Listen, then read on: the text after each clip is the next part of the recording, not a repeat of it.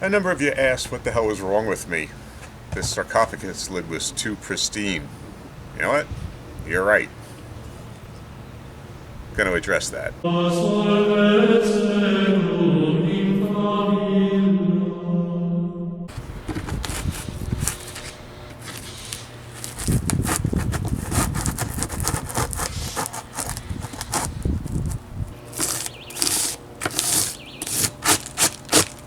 I'm not going to go too crazy with the damages, because most of it will be covered by the skeleton and the sheet, but a few I think are appropriate to do.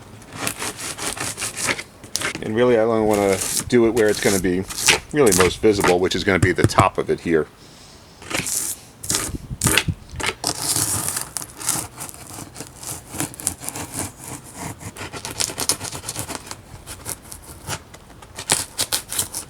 I don't want to go too far and do too much, because too much can be too much sometimes.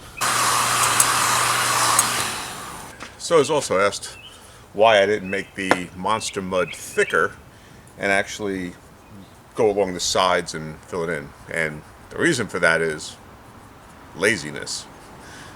Couldn't find my small spatula, so I thought the Monster Mud that I had and the Drylock would sufficiently cover up any seams and stuff, and it didn't. So I'm actually not happy with how that came out. So I just walked up there, just picked it up, and I'm going to do the sides again. Let me show you.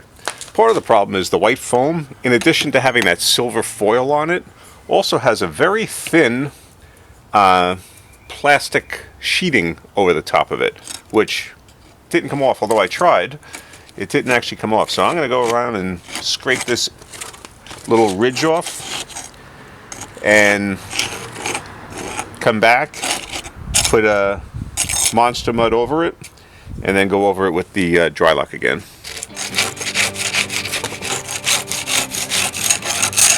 So I'm just going to add some Monster Mud into this crevice I made.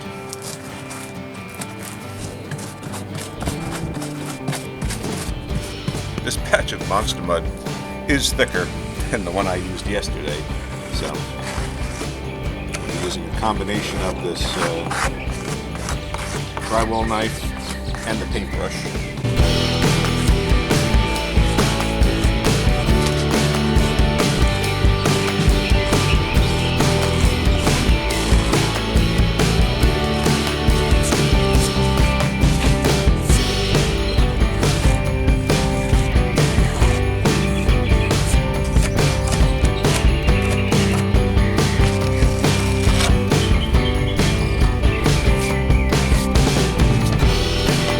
Okay, I've done the whole outer perimeter, and the crack looks, I think, pretty good there. So I'm waiting for that to dry. What I'm going to do is actually disassemble his arms, because I want them more crossed over in front of him, and the way these are attached, it doesn't allow for that. Readjust them, maybe hot glue them, epoxy them, something like that in place. I'm going to go dig a sword out of the storage and see what I can come up with. So I found my Game of Thrones longsword here, and I think that'll be perfect for it. So like I said, I want to be able to have these arms come up and be holding the sword on its chest. So I'm going to remove it here at the elbows. See what I'm going to do in the meantime before I get to do all that. I'm going to coat this in Drylock.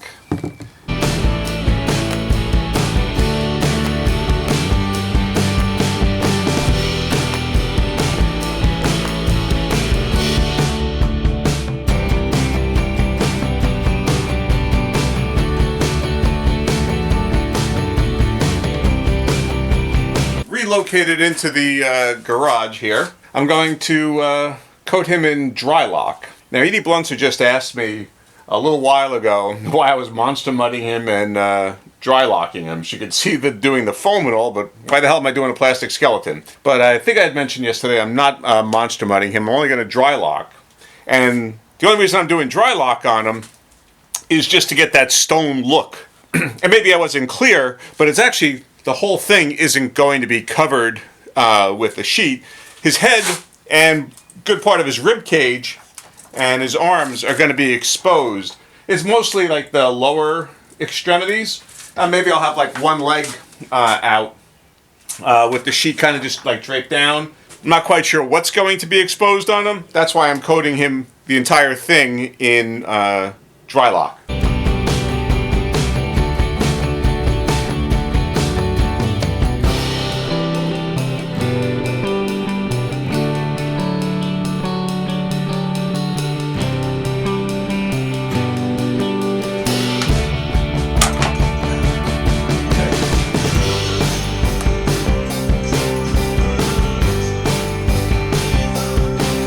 What do you think?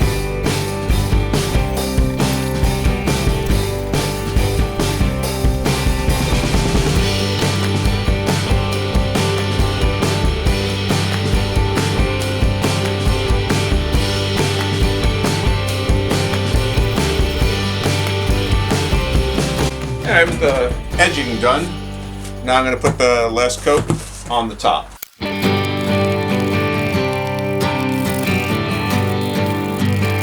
Okay, we got the sarcophagus lid completely mudded and dry locked.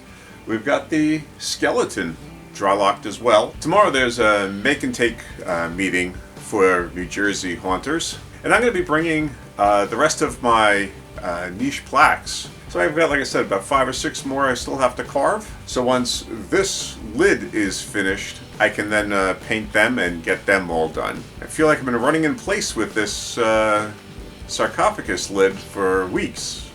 Could be because I have. Alright, if you like what you see, give the video a thumbs up and consider subscribing to the channel if you don't already do so. That way you may actually end up seeing the end of this project sooner or later. Okay, thanks for watching.